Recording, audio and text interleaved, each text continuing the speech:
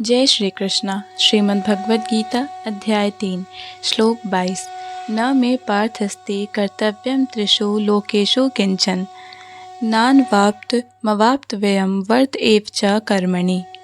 हे प्रथापुत्र, तीनों लोकों में मेरे लिए कोई भी कर्म नियत नहीं है।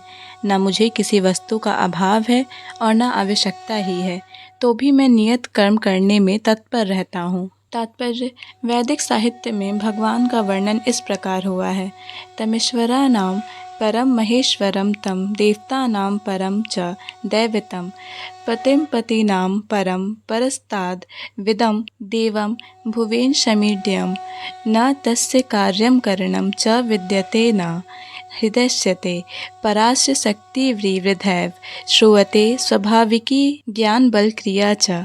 परमेश्वर समस्त नियंताओं के नियंता हैं और विभिन्न लोकपालकों में सबसे महान है। सभी उनके अधीन हैं। सारे जीवों को परमेश्वर से ही सृष्टि में विशिष्ट शक्ति प्राप्त होती है। जीव स्वयं श्रेष्ठ नहीं है, वे सभी देवताओं द्वारा पूज्य हैं और समस्त संचालकों के भी संचालक हैं। अतः वे समस्त भौतिक नेताओं तथा नियंताओं से बढ़कर हैं और सबों द्वारा आराध्य हैं। उनसे बढ़कर कोई नहीं है और वे ही समस्त कारणों के कारण हैं। उनका शारीरिक स्वरूप सामान्य जीव जैसा नहीं होता। उनके शरीर तथा आत्मा में कोई अंतर नहीं है। वे परम हैं। उनकी सारी इंद्रियां दिव्य हैं। उनकी कोई भी इंद्रिय अन्य किसी इंद्रिय का कार्य संपन्न कर सकती है। अतः न तो कोई उनसे बढ़कर है, न उनके तुल्य है। उनकी शक्तियाँ बहुरूपिणी हैं। फलतः उनके सारे कार्य प्राकृतिक अनुक्रम के अनुसार संपन्न हो जाते हैं। चूँकि भगवान में प्रत्येक वस्तु ऐश्वर्य से परिपूर्ण रहती है और पूर्ण सत्य से ओतप्रोत रहती है, अतः उनके लिए कोई कर्तव्य करने की आवश्यकता नहीं रहती।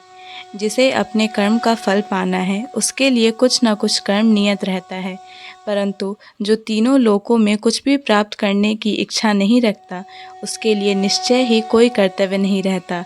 फिर भी क्षत्रियों के नायक के रूप में भगवान कृष्ण कुरुक्षेत्र की युद्ध भूमि में कार्यरत हैं, क्योंकि क्षत्रियों का धर्म है कि दीन दुखियों को आश्रय प्रदान करे। यद्यपि वे शास्त्रों के विधि विधानों से सर्वथा ऊपर हैं, फिर भी वे ऐसा कुछ भी नहीं करते जो शास्त्रों के विरुद्ध हो।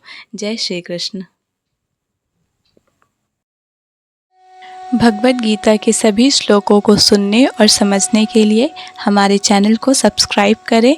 अगर वीडियो पसंद आया हो तो इसे लाइक और शेयर करें।